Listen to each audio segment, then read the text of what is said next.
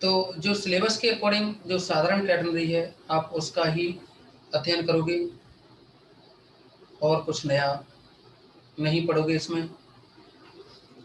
तो अब आप इसमें देखेंगे जैसे कि दे रखा है कैटेगरी के बारे में।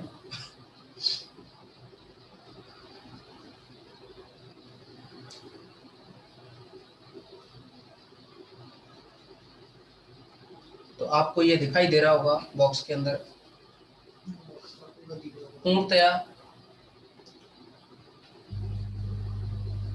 पूर्णतया लचीली डोरी।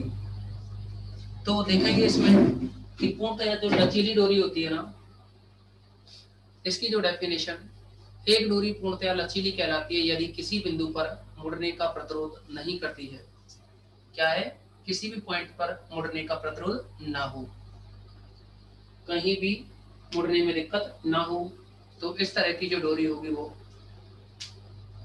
पूर्णतया लचीली डोरी होगी। अच्छा, दूसरा कैटेनरी की डेफिनेशन, जब एक समान लचीली डोरी या जंजीर को किन्हीं दो स्थिर बिंदुओं जो एक ही ऊर्ध्वाधर रेखा में स्थित नहीं है, यानी दोनों बिंदु जरूरी नहीं है कि एक ही ऊर्ध्वाधर रेखा में स्थित हों, जो एक ही ऊर्ध्वाधर रेखा में स्थित नहीं है। ऊर्ध्वाधर से मतलब यानी दोनों पॉइंट क्या है, अलग अलग हो, जिससे कि उसमें कुछ झुकाव बन जाए। ऐसा ना हो कि दोनों ए और बी जो सिरे थे, अभी बताया आपको कि दोनों सिरे क्या हो, बाई अक्ष पे हो जाए। जैसे एक्स वाई अक्ष लेते हैं ना, तो बाई अक्ष ऊर्ध्वाधर होती है, तो उसमें अगर दोनों बाई अक्ष पे हो जाएंगे तो उसमें कुछ झुकाव नहीं मिलेगा। तो यही कहा है, जब एक समान लचीली डोरी अथवा जंजीर को किन्हीं दो स्थिर बिंदुओं के मध्य गुरुत्वाकर्षण के अधीन स्वतंत्रता पूर्वक ढीला लटकाने पर डोरी या जंजीर में जो वक्र बना ढीला लटकाने पर डोरी या जंजीर जो वक्र बनाती है वह कैटेनरी कहलाती है। इसी के साथ साधारण कैटेनरी की बात करें हम, तो आपको अभी अभी समझाया साधारण कैटेनरी में, जब एक समान लचीली डोरी अथवा जंजीर को किन्हीं दो स्थिर बिंदुओं जो एक ही ऊर्ध्वाधर रेखा में स्थित नहीं है, यानी दोनों पॉइंट क्या है, एक ही ऊर्ध्वाधर रेखा में स्थित नहीं है, के मध्य गुरुत्वाकर्षण के अधीन स्वतंत्रता पूर्वक ढीली लटकाने पर यदि डोरी की प्रति इकाई लंबाई का भार एक समान हो, यानी इस कंडीशन में क्या होता है, जो साधारण कैटेनरी है उसमें कि जो डोरी होती है ना वो एक समान भार वाली होती है, यानी इकाई लंबाई का भार समान होता है, अर्थात हर जगह भार समान होता है। जबकि कैटेनरी जो होती है उसमें जो डोरी का भार होता है वो हर जगह समान हो जरूरी नहीं है।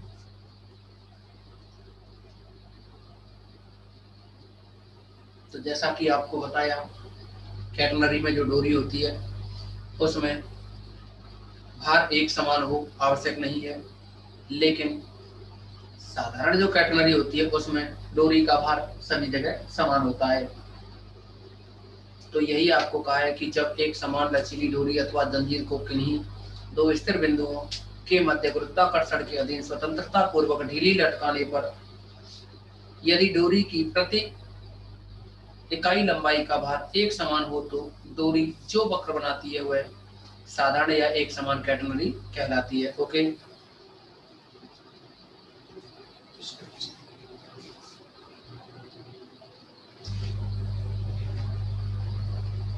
तो अब हम क्या है,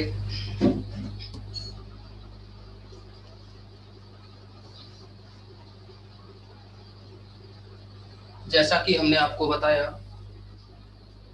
कि ए और बी जो ये स्थिर बिंदु हैं, इनके बीच में किसी भी जंजीर को लटका दिया जाए, जंजीर हो सकती है या डोरी हो सकती है, इसको स्वतंत्रता पूर्वक ए और बी के मध्य लटकाया जाए, तो ऐसी कंडीशन में जो वक्र बना यही वक्र कैटेनरी कहलाता है।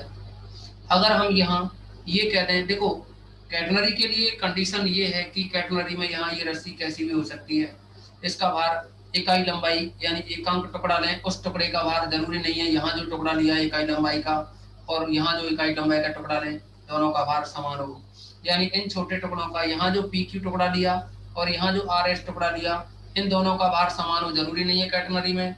लेकिन साधारण कैटेनरी के लिए कंडीशन है कि यहाँ इकाई लंबाई का भार लें और इस जगह भी आप इकाई लंबाई का भार लें तो दोनों भार कैसे होंगे, समान होंगे। साधारण कैटेनरी में इकाई लंबाई का जो भार होता है वह समान होता है, चाहे आप ए बी पर कहीं भी लें। ओके, अब हम क्या करेंगे, इसमें जो कैटेनरी होती है, कैटेनरी के लिए सबसे पहले समीकरण प्राप्त करेंगे। कैटेनरी के लिए सबसे पहले क्या निकालेंगे, समीकरण। तो एक तो होता है नैच समीकरण, एक होता है कार्तीय समीकरण। तो आपको बता दें, अगर इस कैटेनरी के चाप की लंबाई कितनी हो, मान लीजिए PQ जो चाप है उसकी लंबाई कितनी है, S है। इस चाप PQ की जो लंबाई है वो कितनी है, S है। तो S, और दूसरा इसके किसी बिंदु पर खींची गई स्पर्शरेखा इस x अक्ष के साथ अगर साई कोण बनाती है, कितना कोण बनाती है, साई। तो ये एंगल जो कि x अक्ष के साथ बना रही है, इसके किसी बिंदु पर खींची गई स्पर्शरेखा x अक्ष के साथ अगर साई कोण बनाती है, तो S और साई के बीच में जो रिलेशन होता है वह नैच समीकरण कहलाता है। इस नैच समीकरण, जो कि वैसे तो आप पढ़ चुके हैं इसको BSc पार्ट फर्स्ट ईयर के अंदर, नैच समीकरण यानी S और साई के बीच में जो रिलेशन होता है उसे नैच समीकरण कह देते हैं। और इसके साथ साथ एक कार्तीय समीकरण की बात करें तो x और y के बीच में जो संबंध होता है उसे हम कार्तीय समीकरण कहते हैं। ओके, अब देखो इसके समीकरण के बारे में हम डिस्कस करेंगे। कैटेनरी का जो समीकरण होगा इसके बारे में हम डिस्कस करेंगे। नैच समीकरण तो होता है S = C tan psi, लेकिन उससे पहले हम आपके लिए यह डायग्राम क्लियर करेंगे। तो आप देखेंगे कि ये डायग्राम थोड़ा बड़ा बना रहे हैं। A पॉइंट है, ये B पॉइंट है, दोनों ही पॉइंट कैसे हैं, A और B, माना कि किसी क्षैतिज रेखा में है, दोनों ही पॉइंट क्या है, क्षैतिज रेखा में है। और इसका ये जो निम्नतम बिंदु है ना, निम्नतम बिंदु को हमने नाम दे दिया है C। सुविधा के लिए हम इसे y अक्ष कह रहे हैं। दूसरी बात, एक x अक्ष की भी चर्चा करेंगे। मान लीजिए ये जो पॉइंट है ना, यहाँ C पॉइंट है, C पॉइंट है और इसको y अक्ष मान दिया है। अगर इस वक्र पर कोई पॉइंट P है, इस वक्र पर कोई पॉइंट क्या है, P, जिस पर हम स्पर्श रेखा खींचे, क्या खींचे, स्पर्श रेखा, और यह स्पर्श रेखा मान लीजिए x अक्ष के साथ में साई कोण बनाती है। तो ये जो CP जो चाप बना है, इसके बिंदु P पर स्पर्श रेखा खींचने पर ये स्पर्श रेखा इस x अक्ष के साथ साई कोण बनाती है। और P पॉइंट पर इस रस्सी में जो तनाव होगा, P पॉइंट पर क्या होगा, इस रस्सी में जो तनाव होगा, इस तनाव के बारे में बात करें तो जो तनाव होता है वह सदैव उस बिंदु पर खींची गई स्पर्श रेखा की दिशा में होता है। यानी P बिंदु पर जो तनाव है, मान लीजिए इस P बिंदु पर खींची गई स्पर्श रेखा की दिशा में तनाव कितना है, इस P पॉइंट पर, P पॉइंट पर जो तनाव है वो है मान लीजिए T। दूसरी बात, इसका जो न्यूनतम बिंदु है C, जो कि इस मूल बिंदु से C दूरी पर है, कितनी, C दूरी पर। C दूरी का मतलब है यहाँ से ये दूरी अगर मापी जाए तो ये दूरी कितनी ली हमने, C। ओके, ये दूरी क्या है, C है, कैपिटल C पॉइंट है। ये y दूरी जो है वो स्मॉल c है। तो इससे आप जानते हैं कि x अक्ष पे y अक्ष पे x का मान 0 होता है और y का मान कितना है, c। ठीक है, और इस न्यूनतम बिंदु पर अगर हम तनाव की बात करें तो आपको पता है कि तनाव सदैव इस पॉइंट पर खींची गई स्पर्श रेखा की दिशा में होता है। तो यह जो तनाव होगा वो मान लीजिए T0 है, खींची गई C पर खींची गई स्पर्श रेखा की दिशा में तनाव कितना है, T0। ओके, तो ये रहा तनाव T0। और इसका जो चाप है ना, इस चाप और उस चाप के साथ साथ, क्योंकि ये जो रस्सी है वो एक समान लंबाई की है, एक समान का मतलब है हर एक जगह भार क्या होगा, इसका समान होगा। अब यहाँ हम एक महत्वपूर्ण पॉइंट के बारे में चर्चा करेंगे। देखो T0 और इस T को मिलाने वाली रेखा क्या है, T0 और T को मिलाने वाली रेखा ये इस पॉइंट पर मिलेंगी और इस पॉइंट को कोई नाम दें। इस पॉइंट को मान लीजिए कोई नाम दे दिया हमने, ई पॉइंट नाम दे सकते हो, कुछ भी नाम दो आप अपनी मर्जी से। अब आपको हम पिछली जो क्लासें थी उनमें बता चुके हैं यदि ये जो कैटेनरी है ए और बी पर संतुलन की स्थिति में है, तो ये जो सीपी, जो एस लंबाई का जो चाप है ना सीपी, या एस लंबाई की, स्मॉल एस लंबाई की जो ये सीपी डोरी है ना, तो इसका जो भार होगा वो सी और पी के मध्य में जो पॉइंट होगा उस पर केंद्रित होगा। यानी गुरुत्व केंद्र जो होगा जी, वो अगर ए बी जो डोरी है वो है संतुलन की स्थिति में है, तो आप जानते हैं जहां से दो बल गुजरेंगे वहीं से तीसरा बल गुजरेगा, यानी जो भार डब्ल्यू होगा वो भी कहां से जाएगा, इस पॉइंट को नाम डाल दें जी। तो ये भार जो डब्ल्यू होगा ना वह भी कहां से जाएगा, ई पॉइंट से गुजरेगा, पर संतुलन की स्थिति में है, तो तीनों जो बल होंगे वो कैसे होंगे, संगामी। अच्छा, अब देखो, अगर हम ये कहें कि जो सीपी है चाप, इसकी लंबाई एस है और इकाई लंबाई का भार स्मॉल डब्ल्यू है, एकांक लंबाई का भार कितना है, स्मॉल डब्ल्यू, इसकी इकाई लंबाई का भार स्मॉल डब्ल्यू हो और टोटल लंबाई ये एस है, तो फिर इस एस लंबाई का जो भार हो जाएगा वो कितना होगा, डब्ल्यू एस। ये भार हो जाएगा टोटल डब्ल्यू एस। सीपी जो डोरी है इसका भार कितना बनेगा, डब्ल्यू एस। ओके,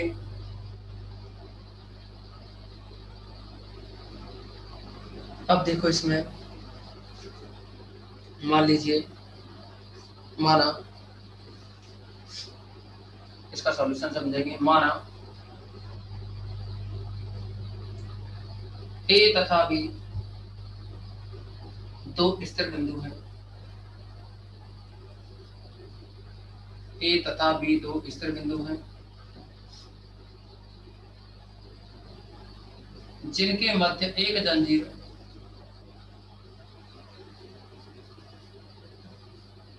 जिनके मध्य एक जंजीर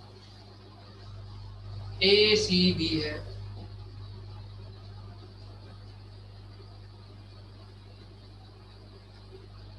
जिनके मध्य एक जंजीर ए सी बी है,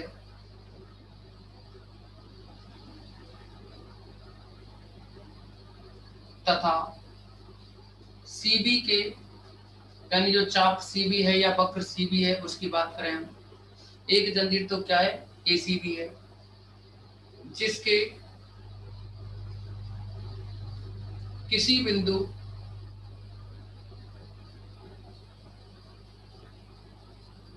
पी पर खींची गई स्पर्श रेखा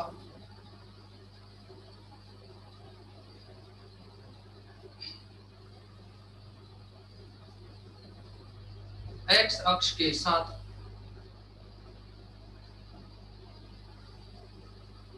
साई कोण बनाती है।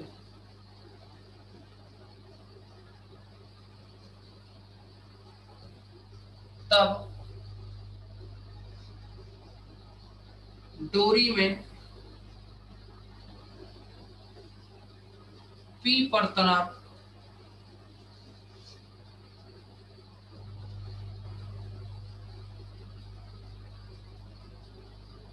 कैपिटल टी,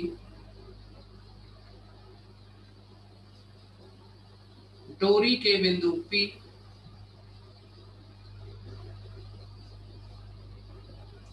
पर खींची गई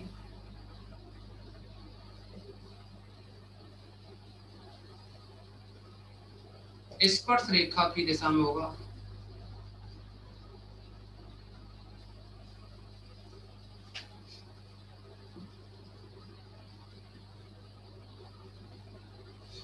एवं डोरी के निम्नतम बिंदु सी पर जो तनाव होगा T0 वो सी पर खींची गई स्पर्श रेखा की दिशा में होगा।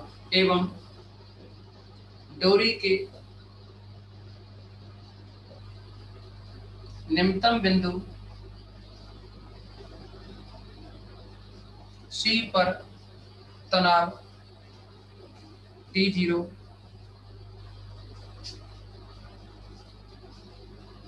सी पर खींची गई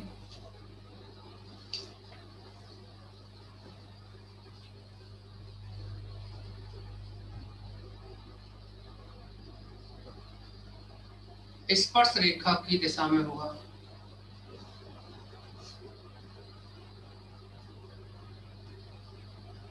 सी पर खींची गई स्पर्श रेखा की दिशा में होगा। अब देखिए, यदि डोरी की या यदि डोरी की इकाई लंबाई का भार, यदि डोरी की इकाई लंबाई का भार स्मॉल w है, तब Cp is equal to S लंबाई, यानी Cp जो डिस्टेंस है ना उसको हमने एस माना, एस लंबाई का भार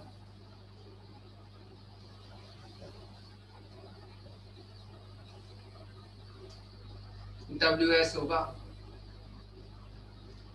जो कि Cp के गुरुत्व केंद्र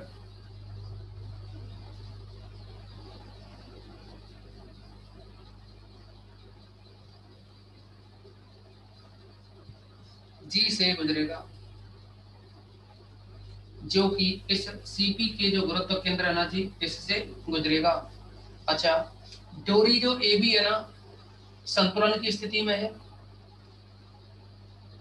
तो ये जो तीसरा भार WS है वो T0 और जो T तनाव है इनके इंटरसेक्शन पॉइंट से ही गुजरेगा, क्योंकि डोरी AB संतुलन में है या संतुलन की स्थिति में है,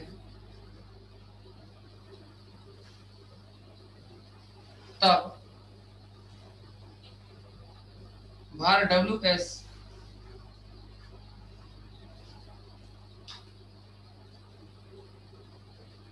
तनाव T व T0 के प्रतिच्छेद बिंदु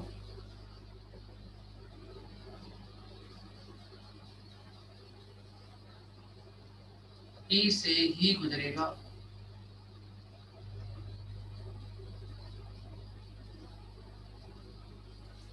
अब संतुलन की स्थिति में बात करें, यदि स्पर्श रेखा x अक्ष के साथ साई कोण बनाती है, यदि स्पर्श रेखा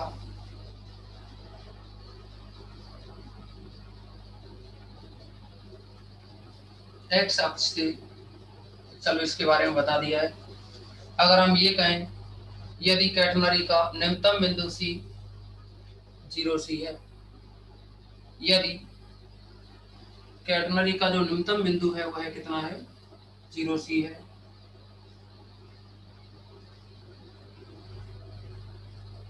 यदि कैटनरी का न्यूनतम बिंदु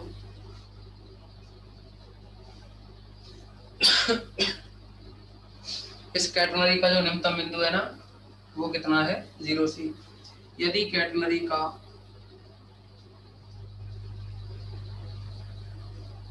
न्यूनतम बिंदु कैपिटल C 0C है, तो आप देखेंगे इसमें बलों का वियोजित करने पर, तब बलों की वियोजित घटक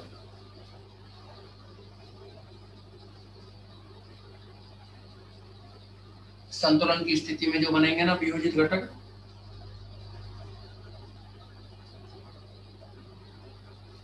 संतुलन में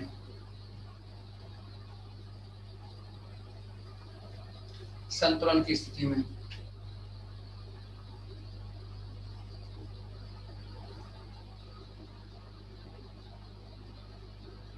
निम्नानुसार होंगे।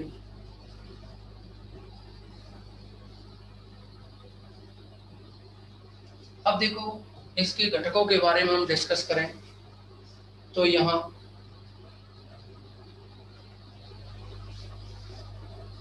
आप देखेंगे कि ये एंगल साई है, तो ये भी एंगल कितना होगा, साई ही होगा। तो अब देखेंगे आपकी T0 तो क्या है, लेफ्ट साइड में है, तो फिर आप इस T का इसके विपरीत दिशा में घटक निकालेंगे तो क्या बनेगा, T cos साई। हमने आपको बता रखा है कि जिस दिशा में अगर इस x अक्ष की डायरेक्शन में इस T का घटक लें और ये एंगल थीटा हो या कुछ भी हो, तो x अक्ष की दिशा में घटक लेंगे तो कॉस साथ में ले लिया जाता है, टी कॉस, और साथ में ये थीटा है तो थीटा, केवल कॉस लगा करके उसके एंगल को यूज में लेना होता है। तो आप देखोगे इधर T zero is equal to इस साइड में टी जीरो है तो इसके विपरीत दिशा में देखेंगे, इसे टी का घटक निकालें तो ये बनेगा T cos sine, T zero is equal to T cos sine. दूसरा देखेंगे डब्ल्यू एस नीचे की ओर है तो ऊपर की ओर क्या घटक लगेगा, यहाँ जो डब्ल्यू एस बनेगा ना उसे देखेंगे, अगर इसको हम ऊपर की ओर बढ़ाएं, ये एंगल साई है, ये 90 है, तो ये फिर 90 माइनस साई होगा, यानी ये कितना होगा 90 माइनस साई। ओके, तो डब्ल्यू एस के जस्ट विपरीत डायरेक्शन में आप टी को मूव करें तो कितना एंगल है, टी को मूव करें तो 90 माइनस साई है ना, तो आप इसको लिखोगे टी कॉस 90 माइनस साई, तो कॉस 90 माइनस साई क्या हो जाता है, W S is equal to T cos 90 minus psi होता है साइन साई, इसको नंबर 2 डाल दें और इसको नंबर 1 डाल दें। अब आप इन दोनों का भाग लगाएं, या तो 1 में 2 का भाग लगा दो या 2 में 1 का भाग लगा दो, तो देखेंगे आप 2 भाग 1 से डब्ल्यू एस में टी जीरो का भाग लगाएं, W S upon T zero equal to T से टी कटेगा, साइन में कॉस का भाग लगेगा तो क्या बनेगा टेन साइन। अगर हम ये कहें यदि टी जीरो जो है वह सी लंबाई का भार हो, टी जीरो क्या है यहाँ, यानी यहाँ पे जो टी जीरो है वो सी लंबाई की डोरी का भार है, यदि टी जीरो इक्वल टू सी लंबाई की डोरी का भार, सी लंबाई की डोरी का भार है, तब T zero is equal to, आप देखेंगे इकाई लंबाई का भार W होता है तो सी लंबाई की डोरी का भार क्या हो जाएगा W इंटू सी, यह बन जाएगा। तो आप यहाँ टी जीरो की वैल्यू कितनी लिखोगे WC, इसको आप नंबर 3 डाल सकते हैं समीकरण 3 से। अगर आप समीकरण 3 में वैल्यू रखें तो यह बन जाएगा WS upon T zero, WS upon T zero की वैल्यू है WC इक्वल में टेन साइन, इक्वल में कितना है ये टेन साइन। यहाँ से अगर आप इसे W से W कैंसिल करें तो S upon C equal to ten psi बनेगा, यानी S is equal to C ten psi बन जाएगा। ओके, जो कि कैटरनरी का नैज समीकरण है। ये किस नाम से जाना जाता है, कैटरनरी के नैज समीकरण के नाम से, जो कि कैटरनरी का नैज समीकरण है।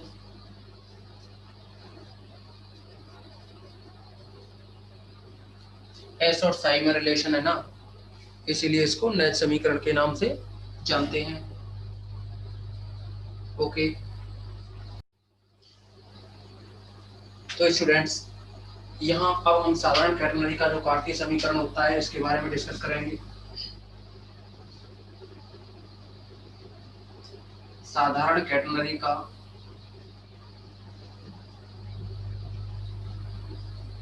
कार्तीय समीकरण,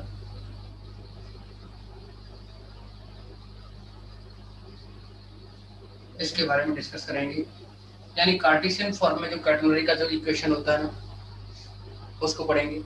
आपने देखा होगा कैटरनरी के लिए y is equal to C cos hyperbolic x upon C, BSc part first year से ही देखते आ रहे हो इसको, y is equal to C cos hyperbolic x upon सी।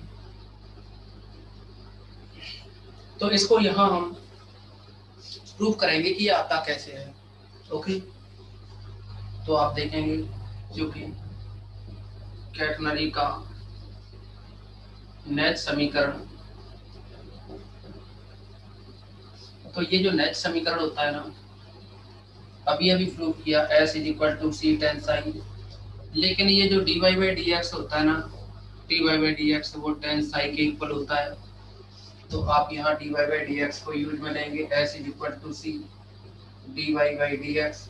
अब इसका आप x के रेस्पेक्ट में डिफरेंशिएशन करोगे, differential with respect to x, तो यह बन जाएगा ds upon D x is equal to C D two by over D x square. कितना लिख दिया इसको, D s upon D x. लेकिन ये जो D s upon D x होता है ना, D s upon D x का एक फॉर्मूला होता है, इसका भी क्या होता है formula, BSc part first year में पढ़ाया था आपको। D s upon D x, d s upon D x is equal to under root one plus D Y by D x का होल स्क्वायर। चाप की लंबाई में जब पढ़ाया था, चाप का अवकलज जो कराते हैं, चाप का जो अवकलज था ना वहाँ कराया था, तो आप इसको लिख सकते हो वहाँ से square root of one plus D Y by D x का whole square equal to C D two by over D x square. अगर हम इसमें D Y by D x को पी मान लें, तो फिर इसका दोबारा अवकलन करोगे D two by D x square, ये बन जाएगा D P upon D X. इन वैल्यू को यहाँ यूज में लें, तो square root of one plus P square D Y by D x की वैल्यू पी लिखी इक्वल टू सी, और ये D two by D x square इसको D P upon D X किया। आप क्या करोगे, वन प्लस पी स्क्वायर को सेपरेट करो, डी एक्स को लेफ्ट में लाएं, सी डी पी अपॉन में जो root one plus P square है इसको अपॉन में ले जाएं, और इसका आप इंटीग्रेशन करें, तो dx का x हो जाएगा, प्लस का कोई कांस्टेंट स्मॉल सी यहाँ है, चलो कोई नहीं, यहाँ हम कोई अलग कांस्टेंट लेते हैं, जैसे कि a ले लिया, सी इस dp upon under root one plus P square का जो इंटीग्रेशन होता है वो बनता है sine hyperbolic inverse, sine hyperbolic inverse p, ये हो जाएगा। अब आप देखेंगे कि p की जो वैल्यू होती है ना, p की वैल्यू है dy बाई डी एक्स, लेकिन पॉइंट जो c था ना, जीरो सी, पॉइंट जीरो सी पर, तो यहाँ इस पॉइंट का यूज करें, क्योंकि बिंदु 0,c पर, 0c पर का मतलब है कि x बराबर 0, y बराबर c, और अगर y c है तो इसका जो डेरिवेटिव करोगे ना dy बाई डी एक्स, ये 0 होगा। इस मान को यहाँ काम्य है समीकरण 1 के साथ, तो 1 से इस p का मतलब dy बाई डी एक्स ही होता है, तो x की जगह कितना लिखोगे 0 plus a equal to c sine hyperbolic inverse d Y by D x की जगह 0 लिखेंगे, ये 0 बन जाएगा, साइन हाइपरबोलिक इनवर्स 0 क्या होता है 0, तो a इक्वल टू बन जाएगा अपने पास 0। इस a की वैल्यू आप समीकरण 1 में रखें, a की वैल्यू कहाँ रखोगे आप, समीकरण 1 में,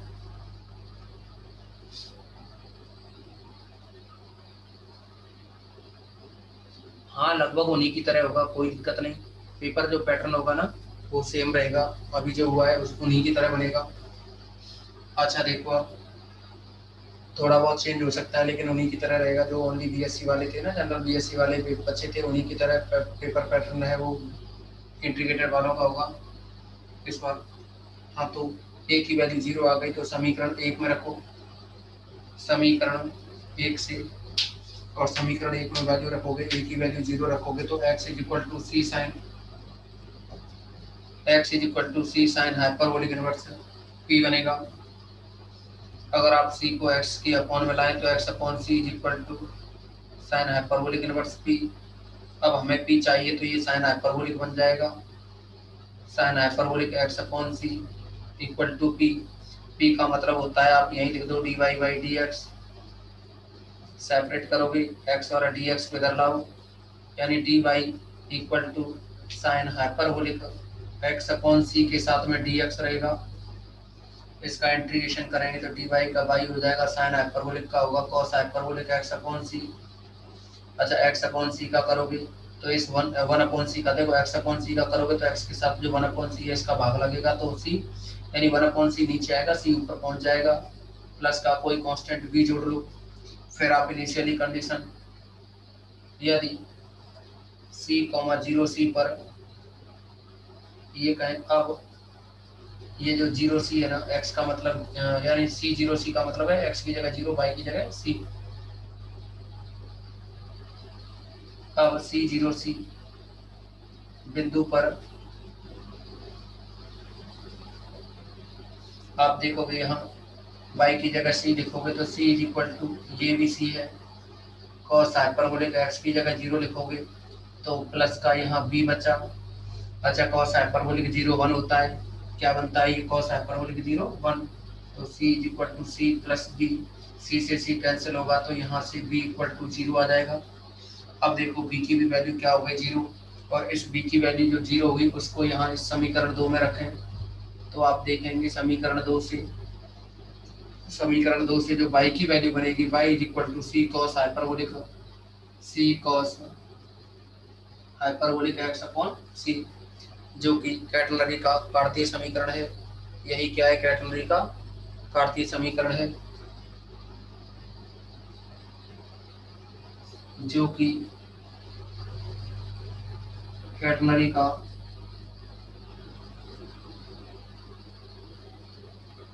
कार्तीय रूप में समीकरण है। ओके, ये हो गया इसका कार्टेशियन फॉर्म में।